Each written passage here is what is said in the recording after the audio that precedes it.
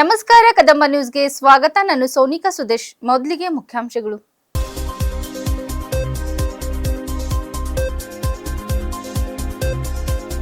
ಕಲಬುರಗಿಯಲ್ಲಿ global ಅಲ್ಯೂಮಿನ್ meet, ಹಳೆಯ ವಿದ್ಯಾರ್ಥಿಯಾಗಿ ಈಶ್ವರ್ ಖಂಡ್ರೆ ಭಾವಕ ಭಾಷಣ.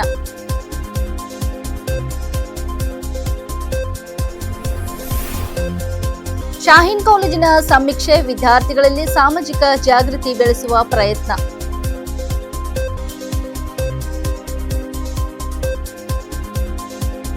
ಗಡಿಭಾಗದಲ್ಲಿ ಕನ್ನಡ ಜಾಗೃತಿ ಅಗತ್ಯ, ಸಿದ್ದು ಪಾಟೀಲ್ ಅಭಿಪ್ರಾಯ.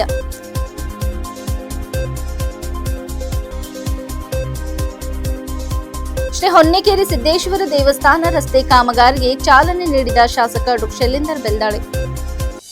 ಸುದ್ದಿಯ ವಿವರಗಳು. ಕಲಬುರಗಿ ನಗರದ ಹೈದರಾಬಾದ್ ಕರ್ನಾಟಕ ಶಿಕ್ಷಣ ಸಂಸ್ಥೆಯಡಿಯಲ್ಲಿ ಕಾರ್ಯನಿರ್ವಹಿಸುತ್ತಿರುವ ಪೂಜೆ ದೊಡ್ಡಪ್ಪ ಅಪ್ಪ ತಾಂತ್ರಿಕ ಮಹಾವಿದ್ಯಾಲಯದಲ್ಲಿ ಇಂದು ಆಯೋಜಿಸಲಾದ ಜಾಗತಿಕ ಹಳೆಯ ವಿದ್ಯಾರ್ಥಿಗಳ ಸಮ್ಮೇಳನ ಉದ್ಘಾಟನಾ ಸಮಾರಂಭ ಭವ್ಯವಾಗಿ ನಡೆಯಿತು. ಈ ಸಮಾರಂಭದಲ್ಲಿ ಅರಣ್ಯ ಸಚಿವರು ಹಾಗೂ ಸಂಸ್ಥೆಯ ಹಳೆ ವಿದ್ಯಾರ್ಥಿಯಾದ ಈಶ್ವರ್ ಖಂಡ್ರೆ ಭಾಗವಹಿಸಿ ಮಾತನಾಡಿದರು. ಈ ಮಹಾನ್ ಶಿಕ್ಷಣ ಸಂಸ್ಥೆಯ ಹಳೆಯ ವಿದ್ಯಾರ್ಥಿಯಾಗಿ ಕಾರ್ಯಕ್ರಮದಲ್ಲಿ ಭಾಗವಹಿಸುವ ಅವಕಾಶ ದೊರೆತಿರುವುದು ಅತ್ಯಂತ ಆತ್ಮೀಯ ಮತ್ತು ಹೆಮ್ಮೆಯ ಕ್ಷಣವಾಗಿದೆ ಎಂದು ಅವರು ಹೇಳಿದರು. ಭಾಷಣದಲ್ಲಿ ತಮ್ಮ ಕಾಲೇಜು ದಿನಗಳ ಅನೇಕ ಸ್ಮರಣೀಯ ಕ್ಷಣಗಳನ್ನು ಹಂಚಿಕೊಂಡ ಖಂಡ್ರೆ ಅವರು ಗುರುಗಳ ಮಾರ್ಗದರ್ಶನ, ಸ್ನೇಹಿತರ ಜೊತೆಗಿನ ಅನುಭವಗಳು ಹಾಗೂ ಕಾಲೇಜಿನ ಶಿಸ್ತುಬದ್ಧ ವಾತಾವರಣವನ್ನು ಸ್ಮರಿಸಿದರು. ಈ ಸಂಸ್ಥೆಯಲ್ಲಿ ಪಡೆದ ಮೂಲ ಆಧಾರಿತ ಶಿಕ್ಷಣ ಮತ್ತು ಜೀವನ ಪಾಠಗಳು ನನ್ನ ಸಾರ್ವಜನಿಕ ಹಾಗೂ ರಾಜಕೀಯ ಜೀವನಕ್ಕೆ ದೃಢವಾದ ನೆಲೆ ನೀಡಿವೆ ಎಂದು ಅವರು ಹೇಳಿದರು. 1958ರಲ್ಲಿ ಸ್ಥಾಪಿತವಾದ ಪೂಜೆ ದೊಡ್ಡಪ್ಪ ಅಪ್ಪ ತಾಂತ್ರಿಕ ಮಹಾವಿದ್ಯಾಲಯವು ಕಲ್ಯಾಣ ಕರ್ನಾಟಕ ಪ್ರದೇಶದ ತಾಂತ್ರಿಕ ಶಿಕ್ಷಣದ ಇತಿಹಾಸದಲ್ಲಿ ಪ್ರಮುಖ ಮೈಲುಗಲ್ಲಾಗಲಿದೆ. ಅನೇಕ ದಶಕಗಳಿಂದ ಸಾವಿರಾರು ಯುವಕರಿಗೆ ದಿಕ್ಕು ತೋರಿದ ಈ ಸಂಸ್ಥೆ ರಾಜ್ಯ ಮತ್ತು ರಾಷ್ಟ್ರ ಮಟ್ಟದಲ್ಲಿ ಶ್ರೇಷ್ಠ ಇಂಜಿನಿಯರ್ಗಳು, ತಜ್ಞರು ಮತ್ತು ನಾಯಕರನ್ನು ರೂಪಿಸಿದೆ. ಮುಂದಿನ ದಿನಗಳಲ್ಲಿಯೂ ಈ ಸಂಸ್ಥೆ ಕಲ್ಯಾಣ ಕರ್ನಾಟಕದ ಯುವ ಶಕ್ತಿಗೆ ದಾರಿದೀಪವಾಗಲಿ ಹಾಗೂ ರಾಷ್ಟ್ರ ಮಟ್ಟದಲ್ಲಿ ತನ್ನ ಶ್ರೇಷ್ಠತೆಯನ್ನು ಇನ್ನಷ್ಟು ವಿಸ್ತರಿಸಲಿ ಎಂಬ ಹಾರೈಕೆಯನ್ನು ಸಚಿವರು ವ್ಯಕ್ತಪಡಿಸಿದರು. ಶಿಕ್ಷಕರು ಅವರು ದೇಶದ ಬೆನ್ನೆಲುಬು ಅಂತ ಹೇಳ್ತೇವೆ. ಇವತ್ತು ಈ ದೇಶ ಕಟ್ಟುವಂತವರು ಅಂತ ಹೇಳ್ತೇವೆ. ನಮ್ಮ ಗುರುಗಳು, ನಮ್ಮ ಶಿಕ್ಷಕರಿಗೂ ನಾವು ಸ್ಮರಿಸದಿದ್ರೆ ತಪ್ಪಾಗ್ತದೆ. ಒಬ್ಬ ಆದರ್ಶ ಶಿಕ್ಷಕ, ಈ ಒಂದು ಕಾಲೇಜ್ ಅಂದ್ರೆ ತಂದೆ ಸ್ವಂತ ಮನೆ ಅನ್ನುವಂತ ರೀತಿಯಲ್ಲಿ ಕಳಕಳಿ ಇಟ್ಕೊಂಡು, ಕಾಳಜಿ ಇಟ್ಕೊಂಡು ನಮ್ಮ ಪ್ರಾಚಾರ್ಯರಾದಂಥ SV ಮಲ್ಲಾಪುರ್ ಸರ್ ಇವತ್ತವ್ರು ನಮ್ಮ ಮಧ್ಯದಲ್ಲಿ ಇಲ್ಲ. ಭೌತಿಕವಾಗಿ ಅವ್ರು ನಮ್ಮ ಮಧ್ಯದಲ್ಲಿ ಇಲ್ಲದೆ ಇದ್ರು ಈ ಕಾಲೇಜ್ ಕ್ಯಾಂಪಸ್ ಬಂದ್ರೆ ನಮ್ಗೆಲ್ಲ ಅವ್ರ ನೆನಪು ಬರ್ತದೆ. ಯಾಕೆಂದ್ರೆ ಬೆಳಿಗ್ಗೆಯಿಂದ ರಾತ್ರಿವರೆಗೆ ಕಾಲೇಜ್ ಸುತ್ತ ಮಾಡ್ತಾ ಇದ್ರು. ನಾವು ಯಾವತ್ತಾದ್ರೂ ಲೇಟ್ ಆಗಿ ಕ್ಲಾಸಿಗೆ ಬಂದ್ರೆ ಯಾಕೆ ಲೇಟ್ ಆಯ್ತು ಅಂತ ಕೇಳ್ತಾ ಇದ್ರು. ಅಷ್ಟೇ ನಿಷ್ಠುರನು ಇದ್ರು, ಶಿಸ್ತು ಇತ್ತು ಮತ್ತು ಅಷ್ಟೇ ಪ್ರೀತಿನೂ ಮಾಡ್ತಾ ಇದ್ರು. ವಿಜಯ್ ಕುಮಾರ್ ದೇಶಮುಖ್ ನಗ್ತಾ ಇದ್ದಾರೆ. ನಮ್ಗೆಲ್ಲ ಯಾವಾಗ ಬೈತಾ ಇದ್ರು. ನಾವೇನು ಬಹಳ ಪ್ರತಿಭಾವಂತ ವಿದ್ಯಾರ್ಥಿಗಳಂತೇನಿದ್ದಿಲ್ಲ, ಅಥವಾ ನಾವೇನು ಇವತ್ತು ನೀತಿ ನಿಯಮ ಇವತ್ತು ಪಾಲಿಸಿ ಮಾಡುವಂತ ಸ್ಥಾನದಲ್ಲಿ ಇದ್ದೀವಿ, ಆಡಳಿತ ಮಾಡ್ತಾ ಇದ್ದೀವಿ.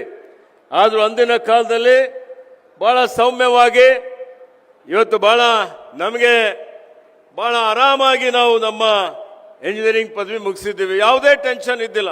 ಎಲ್ಲ ನಮ್ಮ ತಂದೆ ತಾಯಿಗಳು ನೋಡ್ಕೊಳ್ತಾ ಇದ್ರು. ಬರೀ ಕೆಲವೊಂದು ಸ್ನೇಹಿತರು ಕೂಡಿಕೊಂಡು ಪರೀಕ್ಷೆ ಬಂದಾಗ ಮಾತ್ರ ತಯಾರಿ ಮಾಡಿ ನಾವೆಲ್ಲ ಪಾಸ್ ಆಗ್ತಾ ಇದ್ದು. ಮತ್ತೆ ನಮ್ಗೆ ಏನಾದರೂ ಕೊನೆಯಲ್ಲಿ ಇವತ್ತು ಫೈನಲ್ ಇಯರ್ ಅಲ್ಲಿ ನಾನು ಫಸ್ಟ್ ಕ್ಲಾಸ್ ಪಾಸ್ ಆದೆ. ನನಗೆ ಆಶ್ಚರ್ಯ, ನಾನು ಫಸ್ಟ್ ಕ್ಲಾಸ್ ಹ್ಯಾಂಗ್ ಪಾಸ್ ಆದ್ನಪ್ಪ ಅಂತ. ಅದಕ್ಕೆಲ್ಲ ಹೆಚ್ಚಿನ ಶ್ರೇಯಸ್ ಅಂದ್ರೆ ನಮ್ಮ ಟೀಚರ್ಸ್ಗೆ ಹೋಗ್ತದೆ. ಪ್ರೊಫೆಸರ್ ಚೌಧರಿ ಇದ್ರು, ನಮಗೆ ಬಹಳ ಗೈಡ್ ಮಾಡ್ತಾ ಇದ್ರು. ನಾನು ಹೋಗಿ ನಮ್ಮ ಪ್ರಾಕ್ಟಿಕಲ್ ಅಲ್ಲಿ ನನ್ನ ಸ್ನೇಹಿತರೆಲ್ಲರೂ ಕೂತ್ಕೊಂಡು ಇವತ್ತು ನಾವೆಲ್ಲ ಒಂದು ಪ್ರಾಜೆಕ್ಟ್ ಮಾಡಿದ್ದೀವಿ. ಕೊನೆಗಳಿಗೆಲ್ಲ ಪ್ರಾಜೆಕ್ಟ್ ಹಾಳಾಯ್ತು. ಈಗ ಮಾರ್ಕ್ಸ್ ಸಿಗುತ್ತೋ ಇಲ್ಲೋ ಅಂತ ಎಲ್ಲರೂ ಆತಂಕದಲ್ಲಿದ್ದೀವಿ. ಅವರೆಲ್ಲ ಬಂದು ಆಯ್ತಪ್ಪ ಪಾಸರ್ ಆಗ್ತೀವಿ ಬಿಡಿ ಅಂದೆ. ನಾನು ಚೌಧರಿ ಅವ್ರ ಹತ್ರ ಹೋದೆ. ಎಕ್ಸ್ಟರ್ನಲ್ ಎಕ್ಸಾಮಿನರ್ ಬಹಳ ಸ್ಟ್ರಿಕ್ಟ್ ಇದ್ದಾರೆ, ನಿಮ್ಗೆ ಮಾರ್ಕ್ಸೇ ಕೊಡೋದು ಕಷ್ಟ, ಏನು 50 ಮಾರ್ಕ್ಸ್ ಕೊಡ್ಬೋದು ಅಂತ. ನನಗೆ ಚೌಧರಿ ಸರ್ ಹೇಳಿದ್ರು, ನೋಡಿ ಕಂಡ್ರೆ ಒಂದು ಕೆಲಸ ಮಾಡೀನಿ, ನಾನು ನಿಮ್ಗೆಲ್ಲ ಲಂಚ್ ಟೈಮಲ್ಲಿ ಕರಿತೀನಿ, ಅವ್ರಿಗೆ ಊಟಕ್ಕೆ ಕಳಿಸ್ಕೊಡ್ತೀನಿ. ನೀವೆಲ್ಲ 4 ಜನ, ನನ್ನ ಜೊತೆಲಿದ್ದವ್ರು ಎಲ್ಲ ಬ್ರಿಲಿಯಂಟ್ ಇದ್ರು, ಎಲ್ಲ 4 ಜನ. ದುರದೃಷ್ಟವಶಾತ್ ನಮ್ಮ ಪ್ರಾಜೆಕ್ಟ್ ಫೇಲ್ ಆಗಿತ್ತು. ಅದಾದ್ಮೇಲೆ ನಾವು ಲಂಚ್ ಟೈಮಲ್ಲಿ ಹೋಗಿ ಸುಮ್ಮನೆ ನೋಡ್ಬಿಟ್ಟು ಹೋಗಿ ಅಂದ್ರು. ನಮಗೆ 95 ಮಾರ್ಕ್ಸ್ ಕೊಟ್ಟರು 100ಕ್ಕೆ. ನಮ್ಮ ರಿಸಲ್ಟ್ ಫಸ್ಟ್ ಕ್ಲಾಸ್ ಬಂತು. ಹೀಗಾಗಿ ಅವರಿಗೆ ಮಿಡಿಜ್ಗಿ ಸರ್ ಭಾಳ ಒಳ್ಳೆ ರೀತಿಯಿಂದ ನಮಗೆ ಪಾಠ ಹೇಳಿದ್ದಾರೆ. ಉಪ್ಪಿನಂತಿದ್ರು, ಭಾಳ ನಗಿಸ್ತಾ ಇದ್ರು.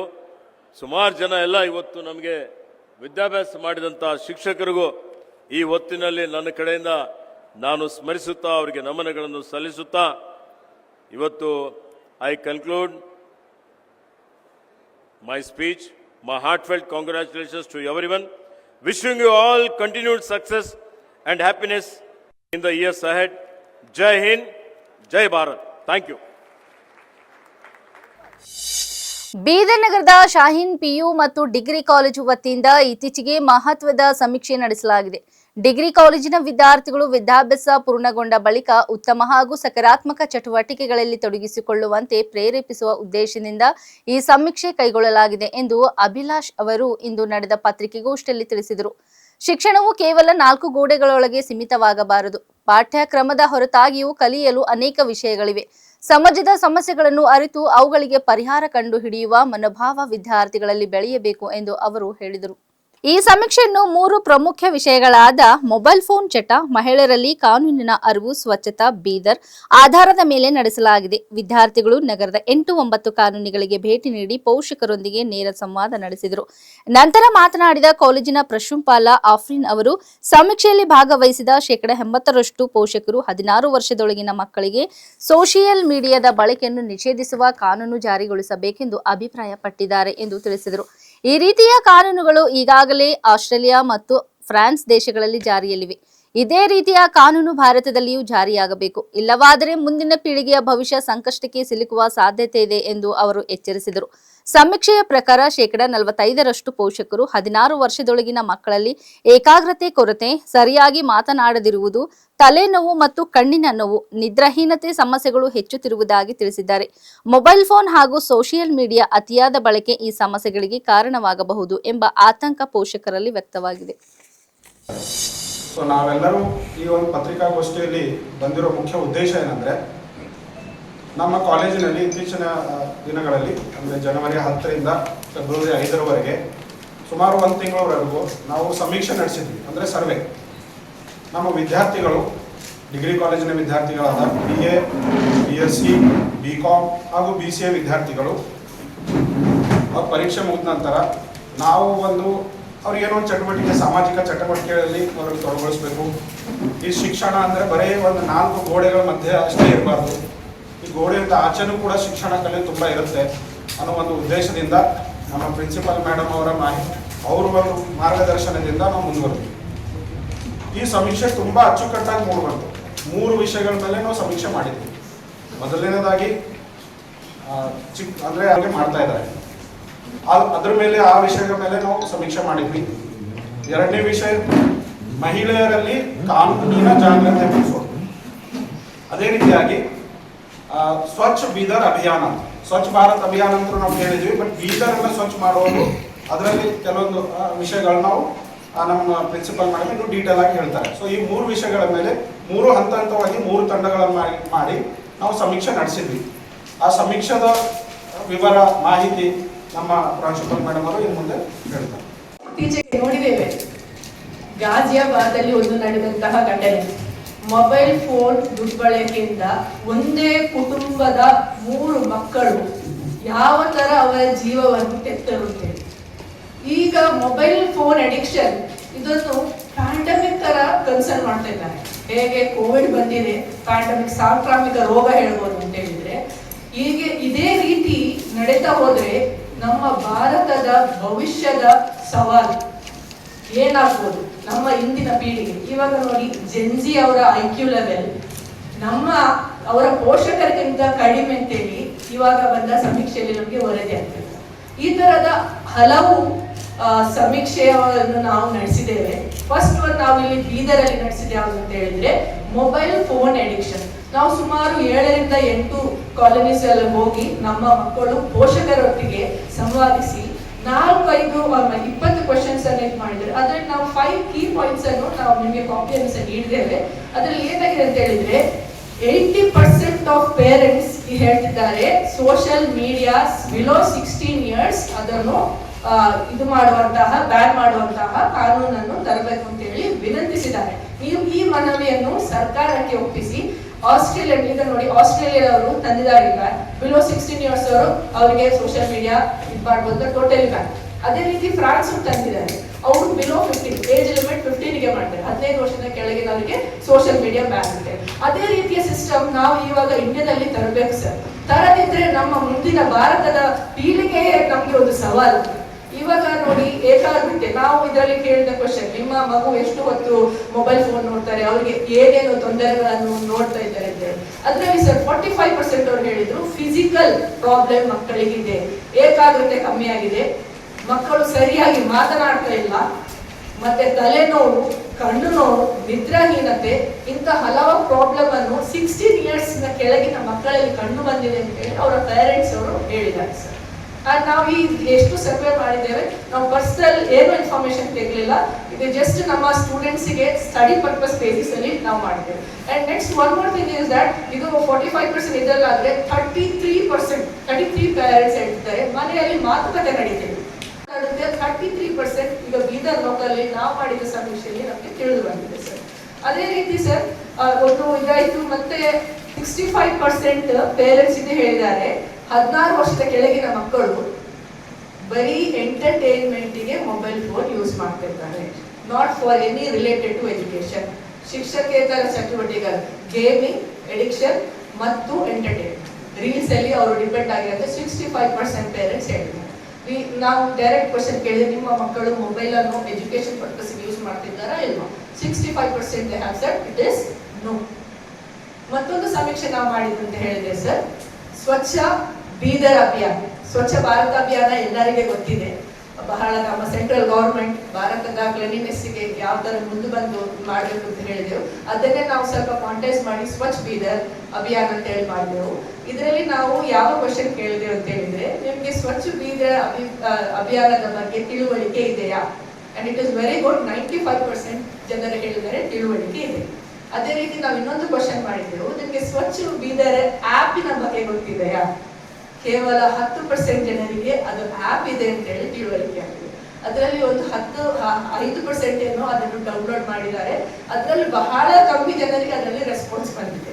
ಈ ಆ್ಯಪ್ ಇದೆ ಅಂತ ಹೇಳಿ ಜಾಗೃತಿ ಮೂಡಿಸಬೇಕು ಅಂತ ಹೇಳಿ ಒಂದು ಇದಾಗಿದೆ. ಮತ್ತೆ ಇನ್ನೊಂದು ನಾವೇನ್ ಮಾಡಿದ್ವಿ ಅಂತ ಹೇಳಿದ್ರೆ, ಇಲ್ಲಿ ಎಷ್ಟು ಜನರಿಗೆ ಹಸಿ ಕಸ ಮತ್ತೆ ಒಣ ಕಸ ಸೆಗ್ರಿಗೇಟ್ ಎಷ್ಟು ಜನ ಮಾಡ್ತಿದ್ದೀರಿ ಅಂತ ಹೇಳಿ ಬಹಳ ಉತ್ತಮವಾಗಿದೆ. 65% ಮಾಡ್ತಿದ್ದಾರೆ ಅಂತ ಹೇಳಿದ್ರೆ 35% ಜನರು ಅದನ್ನು ಮಾಡ್ತಾ ಇದ್ರು, ಗೊತ್ತಿದೆ ಮಾಡ್ತಿಲ್ಲ. 95% ಜನರಿಗೆ ಗೊತ್ತಿದೆ ಕಸ ಹೊರಗಡೆ ಹಾಕಬಾರ್ದು ಅಂತ ಹೇಳಿ, ಆದ್ರೆ 60% ಜನರು ಅದನ್ನು ಫಾಲೋ ಮಾಡ್ತಿಲ್ಲ ಅಂತ ಹೇಳಿ ಖುದ್ದಾಗಿ ಹೇಳ್ತಿದ್ದಾರೆ. 60% ನಮ್ಗೆ ರೂಲ್ಸ್ ಎಲ್ಲ ಗೊತ್ತಿದೆ, ನಾವು ಕಸ ಎಲ್ಲಿ ಹಾಕ್ಬೇಕು ಅಂತ ಅಲ್ಲಿ ಹಾಕ್ತಿದ್ದೇವೆ ಅಂತ ಹೇಳಿ ಅವ್ರು ಡೈರೆಕ್ಟ್ ಆಗಿ ಹೇಳ್ತಿದ್ದಾರೆ. ಚಿಟ್ಟಗೊಪ್ಪ ತಾಲೂಕಿನ ಕನ್ನಡ ಸಾಹಿತ್ಯ ಪರಿಷತ್ತು ಘಟಕದ ವತಿಯಿಂದ ಆಯೋಜಿಸಲಾದ 3ನೇ ತಾಲೂಕು ಕನ್ನಡ ಸಾಹಿತ್ಯ ಸಮ್ಮೇಳನವು ಭವ್ಯವಾಗಿ ನಡೆಯಿತು. ಕಾರ್ಯಕ್ರಮವನ್ನು ಶಾಸಕ ಸಿದ್ದು ಪಾಟೀಲ್ ಉದ್ಘಾಟಿಸಿ ಮಾತನಾಡಿದರು. ಕನ್ನಡವೇ ನನ್ನ ಉಸಿರು ಮತ್ತು ನನ್ನ ಅಸ್ತಿತ್ವ, ಕನ್ನಡವೇ ನನ್ನ ಬದುಕಿನ ಶಕ್ತಿ. ಗಡಿಭಾಗದಲ್ಲಿ ಕನ್ನಡದ ಮಹತ್ವವನ್ನು ಇನ್ನಷ್ಟು ಸಾರಬೇಕಿದೆ. ಕನ್ನಡ ಭಾಷೆ ಉಳಿದರೆ ಮಾತ್ರ ನಮ್ಮ ನೆಲ, ಜಲ ಮತ್ತು ಸಂಸ್ಕೃತಿ ಉಳಿಯುತ್ತದೆ ಎಂದು ಅವರು ಅಭಿಪ್ರಾಯಪಟ್ಟರು. ಕನ್ನಡ ಸಾಹಿತ್ಯ ಸಮ್ಮೇಳನಗಳು ಸಮಾಜವನ್ನು ಜಾಗೃತಿಗೊಳಿಸುವ ಶಕ್ತಿಯ ಕೇಂದ್ರಗಳಾಗಿದ್ದು, ಯುವ ಪೀಳಿಗೆಯಲ್ಲಿ ಕನ್ನಡ ಅಭಿಮಾನ ಬೆಳೆಸುವಲ್ಲಿ ಮಹತ್ವದ ಪಾತ್ರ ವಹಿಸುತ್ತವೆ ಎಂದು ಹೇಳಿದರು. ಕಾರ್ಯಕ್ರಮದಲ್ಲಿ ರೇಣುಕಾ ಗಂಗಾಧರ್ ಶಿವಾಚಾರ್ಯ ಹಿರೇಮಠ ಸಂಸ್ಥಾನ ಹುಮ್ನಾಬಾದ್, ಪ್ರೊಫೆಸರ್ ಸಿದ್ದು ಯಾಪಲ್ಲಿ, ಸಮ್ಮೇಳನಾಧ್ಯಕ್ಷರಾದ ಮಾಣಿಕ್ ನೆಳಗಿ, ಕ್ಷೇತ್ರ ಶಿಕ್ಷಣಾಧಿಕಾರಿ ವೆಂಕಟೇಶ್ ಗುಡಾಳ್, ಸುರೇಶ್ ಚನ್ಶೆಟ್ಟಿ, ರವೀಂದ್ರ ರೆಡ್ಡಿ ಪಾಟೀಲ್ ಸೇರಿದಂತೆ ಕನ್ನಡ ಸಾಹಿತ್ಯ ಪರಿಷತ್ತಿನ ವಿವಿಧ ಪದಾಧಿಕಾರಿಗಳು ಹಾಗೂ ಗಣ್ಯರು ಉಪಸ್ಥಿತರಿದ್ದರು. ಸಮ್ಮೇಳನದಲ್ಲಿ ವಿವಿಧ ಸಾಹಿತ್ಯಿಕ ಚರ್ಚೆಗಳು, ಕವನ ವಚನ ಮತ್ತು ಸಾಂಸ್ಕೃತಿಕ ಕಾರ್ಯಕ್ರಮಗಳು ನಡೆಯಿತು. ಕನ್ನಡದ ವೈಭವ ಮತ್ತು ಪರಂಪರೆಯನ್ನು ಕಾಪಾಡುವ ಸಂಕಲ್ಪದೊಂದಿಗೆ ಕಾರ್ಯಕ್ರಮ ಯಶಸ್ವಿಯಾಗಿ ಸಂಪನ್ನವಾಯಿತು.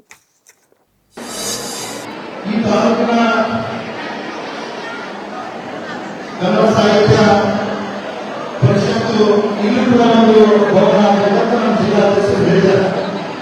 ಹುಮ್ನಾಬಾದ್ನಲ್ಲಿ ಕೂಡ ಹುಮ್ನಾಬಾದ್ ತಾಲೂಕಿನಲ್ಲಿ ಕೂಡ ಆಗಬೇಕಂತ ಈಗಾಗಲೇ ಸರ್ಕಾರಕ್ಕೆ ಒಂದು ಜಾಗರಣ ಮಂಜೂರಾಗಿದೆ. ಅದು ಯಾವ ಕಾರಣ ಅವರಿಗೆ ಬಿಟ್ಟಿದೆ. ಜೊತೆಗೆ ನಾವು ಕೂಡ 15ನೇ ಆಗಸ್ಟ್ ಕನ್ನಡ ಸಾಹಿತ್ಯ ಪರಿಷತ್ ಕಾರ್ಯಕ್ರಮಗಳು ಅವರ ಮಾತು ನಮಗೆ ನಾವು ಅವಕಾಶ ಕೊಡ್ತೇವೆ. ಆದರೆ ಕಾರ್ಯಕ್ರಮ ಕೂಡ ಬರ್ತಾ ಇಲ್ಲ.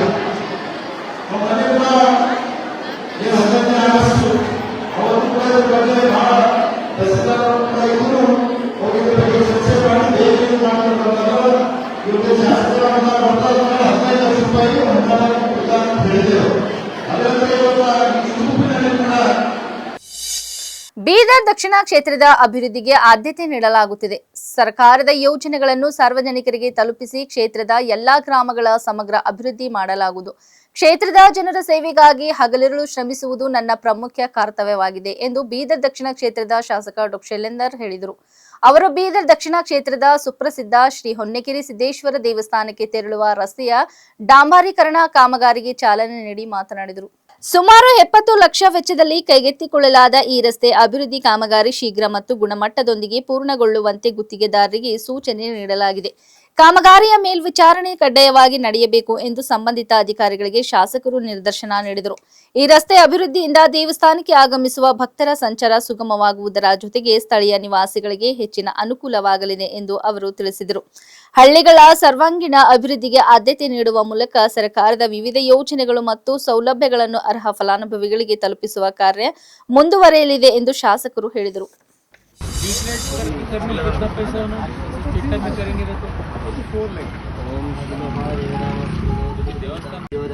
नमो नमः भवे भवे नादेव भवस्मान् भवद्भवाय नमः वामदेवाय नमः ज्येष्ठाय नमः श्रेष्ठाय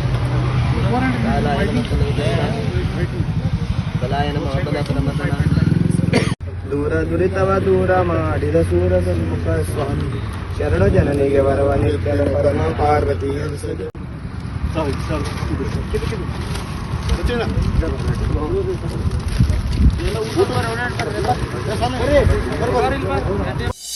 ಕರ್ನಾಟಕ ರಕ್ಷಣಾ ವೇದಿಕೆ ಕಾವಲು ಪಡೆ ವತಿಯಿಂದ ಬಸವಕಲ್ಯಾಣ ತಾಲೂಕಿನ ಅಧ್ಯಕ್ಷರಾಗಿ ಸುರೇಶ್ ಕಿಟ್ಟ ಅವರನ್ನು ನೇಮಕ ಮಾಡಲಾಗಿದೆ ಎಂದು ಜಿಲ್ಲಾ ಅಧ್ಯಕ್ಷ ಅವಿನಾಶ್ ಬೂದರ್ಕರ್ ತಿಳಿಸಿದ್ದಾರೆ.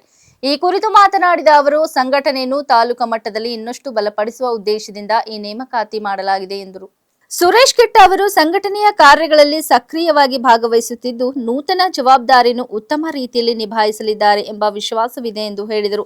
ನೂತನ ತಾಲೂಕಾ ಅಧ್ಯಕ್ಷ ಸುರೇಶ್ ಕಿಟ್ಟ ಅವರು ಮಾತನಾಡಿ, ಈ ಮಹತ್ವದ ಹುದ್ದೆಗೆ ನೇಮಕ ಮಾಡಿರುವುದು ತುಂಬಾ ಸಂತೋಷ ತಂದಿದೆ.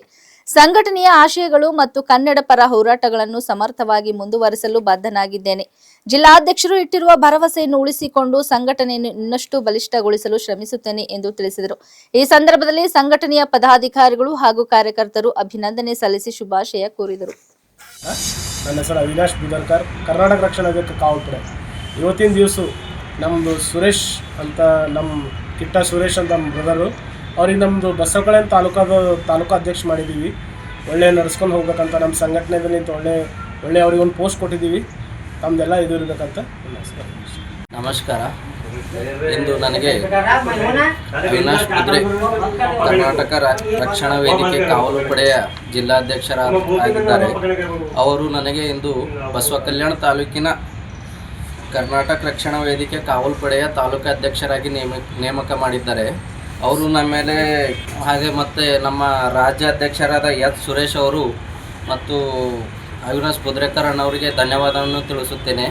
ಅವರು ನನ್ನ ಮೇಲೆ ಇಟ್ಟಿರುವ ನಂಬಿಕೆ ಮತ್ತು ಕಾಳಜಿ ಮತ್ತು ಒಂದು ವಿಶ್ವಾಸವನ್ನು ನಾನು ಎಂದಿಗೂ ಹಾಳು ಮಾಡಲ್ದಂಗೆ ನಮ್ಮ ರಕ್ಷಣಾ ವೇದಿಕೆಯ ಎಲ್ಲ ರೀತಿಯ ಒಳ್ಳೆಯ ರೀತಿಯಲ್ಲಿ ಕಾರ್ಯನಿರ್ವಹಿಸುತ್ತೆಂದು ಹೇಳುತ್ತೇನೆ. ಧನ್ಯವಾದ. ಇಲ್ಲಿವರೆಗೆ ಸುದ್ದಿ ಕೊಟ್ಟಿದ್ದು ನಾನು ಸೋನಿಕಾ ಸುದೇಶ್. ಮುಂದಿನ ಸುದ್ದಿಯೊಂದಿಗೆ ಮತ್ತೆ ಭೇಟಿಯಾಗೋಣ. ವಂದನೆಗಳು.